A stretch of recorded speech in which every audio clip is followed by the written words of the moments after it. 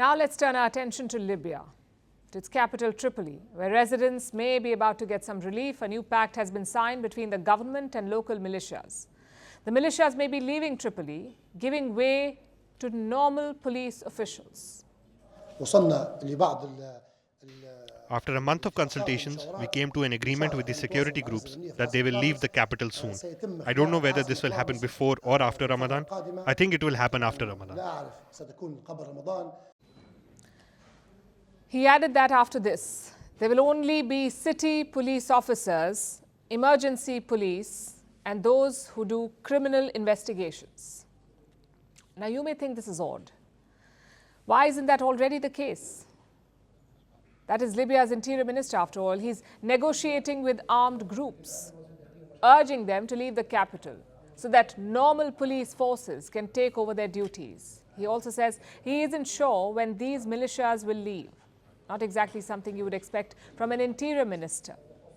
Well, here's some context. For years, Tripoli has been a hotbed for militias. There are a number of groups present. They have boring official-sounding names like General Security Force, Special Deterrence Force, Brigade 444 or Brigade 111. They sound official, but they're not. They do not take orders from the government in Tripoli. The militias have their own strongholds.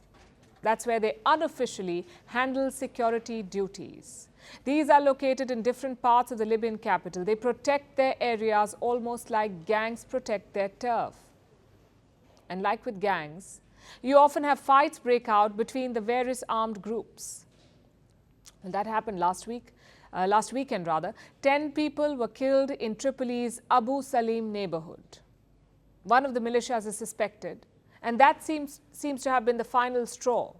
The United Nations has asked for an investigation, and that seems to have forced the government's hand. They concluded their negotiations with the militias, and the Interior Minister announced their withdrawal. But how did it come to this? Why has Tripoli been at the mercy of unofficial, heavily armed groups? Well, the various militias were formed around 2011 to protect their neighborhoods during the Libyan Civil War, the war that began in 2011. It was part of the wider Arab Spring. Libyan rebels rose up against the long-serving autocrat Muammar Gaddafi.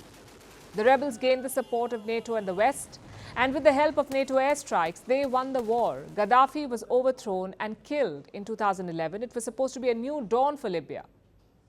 Instead, it has been a nightmare.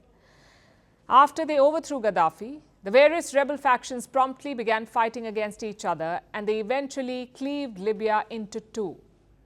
One half was run by an official UN-backed government. That government is based in the capital Tripoli. That's why they don't want to anger the United Nations. They depend on this organization, the UN, for their legitimacy. And that's why they quickly worked to oust the militias. But this government only controls a part of Libya. The other half of the country is run by a parallel regime with a different prime minister and a different cabinet. This is backed by a general turned strongman, Field Marshal Khalifa Haftar. His faction controls most of the country, most of Libya. The two sides officially reached a truce in 2020. They were supposed to have merged by now for the good of Libyan citizens, but that hasn't really happened. They have kept their zones of control, and clashes erupt from time to time, almost like the situation with the militias who had carved up Tripoli. Libya's capital may be getting some peace soon, with the militias slated to leave by the end of Ramadan, but the whole country is still a powder keg.